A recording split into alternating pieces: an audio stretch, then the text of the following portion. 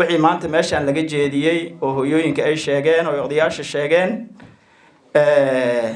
waxay ahayd wax masiibo ah oo dareenkeena aad u dhaqaajiyey runtii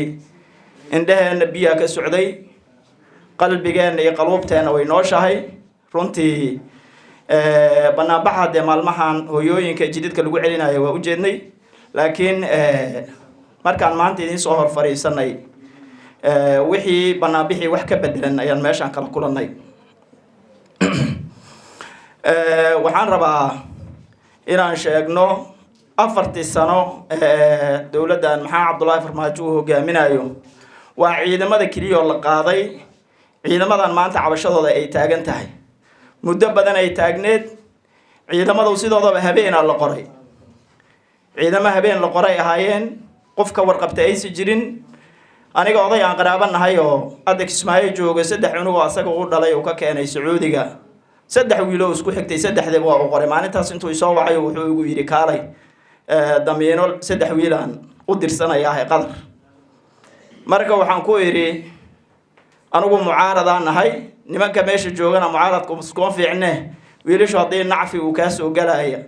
magacayga waxba ha ku weyn inaan ku dhahay dabcan qolo kale aan damiinatay wiilashaas waa uu diray odagaas hadda ma joogo Ismaaciil jooga gudoomiyaha aqalka sare oo fursadan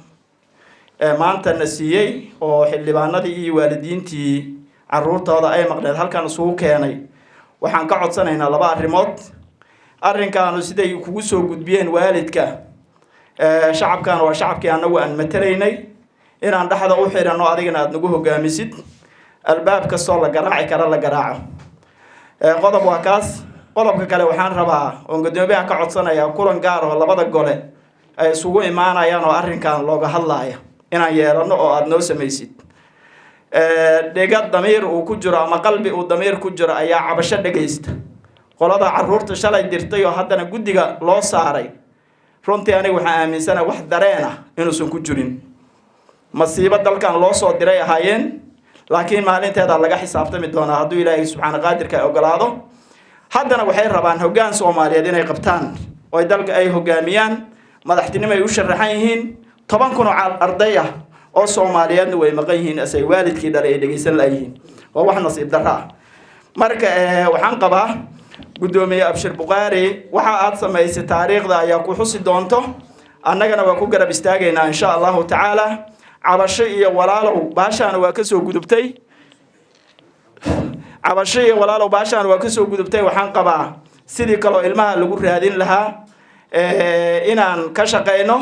annagana gudoomiyaha aan garab istaagno insha Allah taala arrinkaas sidii waalidiinta cabashadii ay soo gudbiyeenna waa kala shaqeyn doonaa hadduu Ilaahay subxaanahu qaadirka ay ogolaado aad iyo aad u mahadsantihiin waa idin la duubanahay waa idin garab taaganahay waana idin la ooynaynaa habeen iyo maalin ilmaheennana waa heli doonaa Ilaahay idinkiisa